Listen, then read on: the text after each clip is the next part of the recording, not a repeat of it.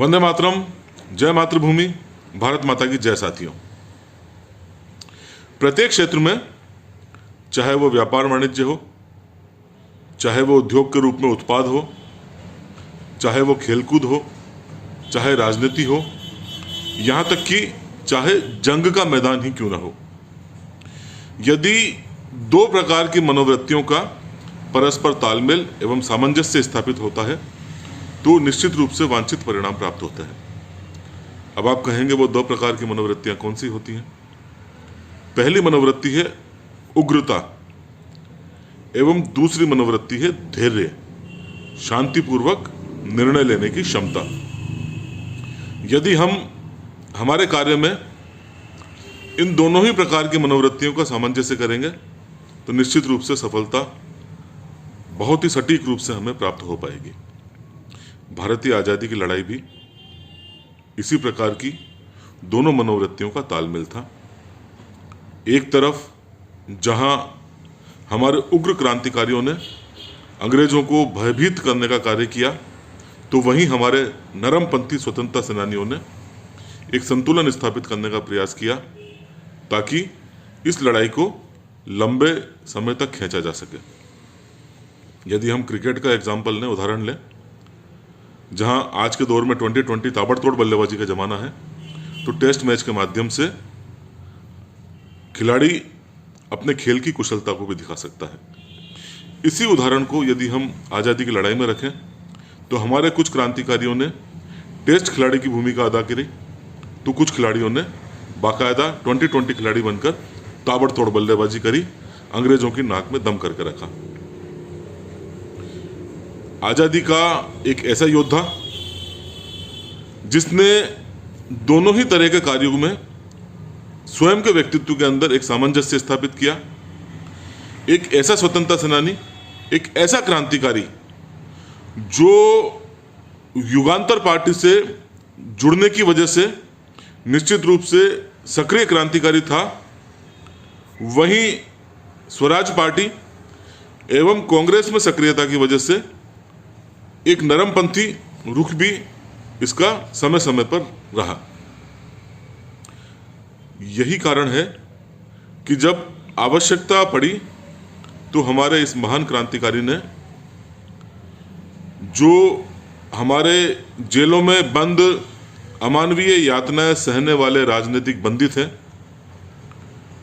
पद एवं अधिकार प्राप्त कर उनके लिए एक ऐसी लड़ाई लड़ी कि अंततः लगभग सफल हो गए। राजनीतिक बंदियों को उनके जीवन स्तर में सुधार करने में एवं काफ़ी हद तक उनकी रिहाई करवाने में। यह योगदान भी शायद आज़ादी की लड़ाई में कोई कमतर योगदान नहीं था। ऐसे ही हमारे महत्वपूर्ण क्रांतिकारी थे जिनका नाम होता है सत्येंद्र चंद्र मित्रा, जिनका जन्म 23 दिसंबर सन 1888 को तात्कालिक अविभाजित बंगाल में हुआ।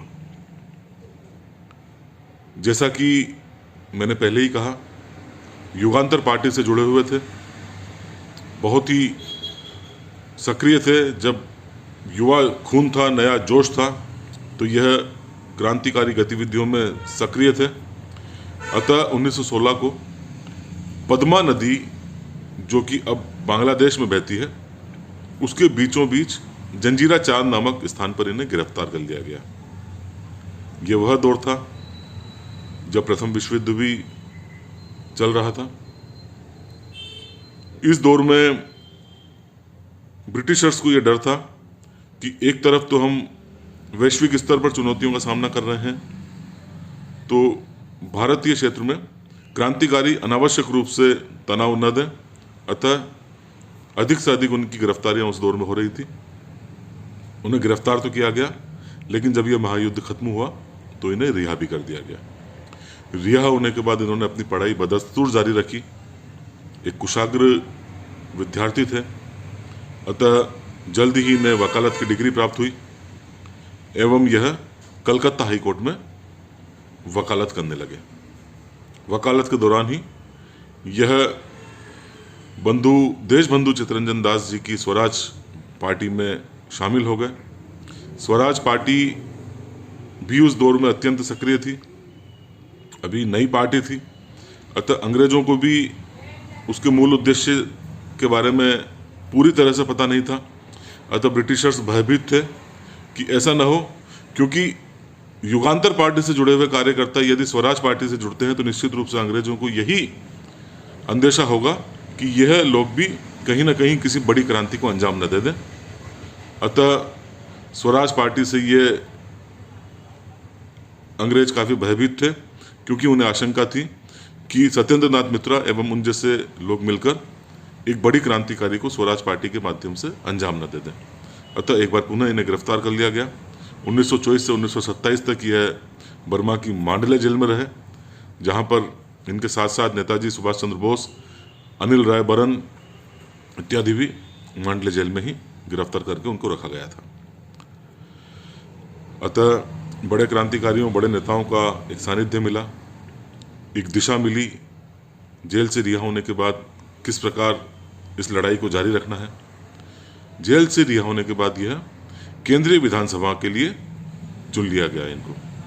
अब देखिए, जो मैंने आपसे प्रारंभ में जिक्र किया, एक क्रांतिकारी के रूप में तो आप अपनी भूमिका का निर्वाह कर सकते हैं, लेकिन केंद्रीय विधानसभा जैसी महत्वपूर्ण तंत्र में आप जुड़कर स्वयं एक ऐसी स्थिति प्राप्त कर लें कि आप निर्णयों में अपना दखल दें, निर्णयों को प्रभावित कर सकें, तो वह भी लड़ाई में एक बहुत बड़ा योगदान हो सकता है।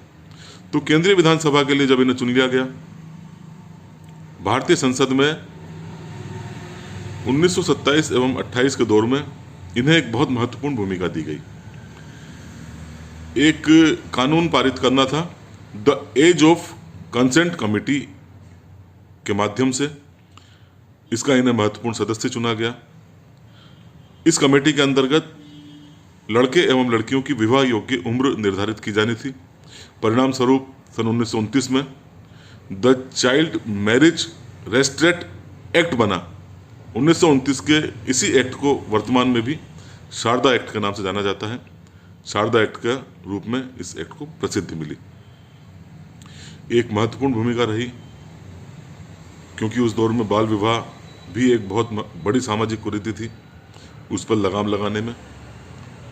इस प्रकार केंद्रीय विधानसभा के सदस्य के रूप में ही इन्होंने जो सबसे महत्वपूर्ण कार्य किया, आप एक बहुत बड़े पद पर आसीन हैं,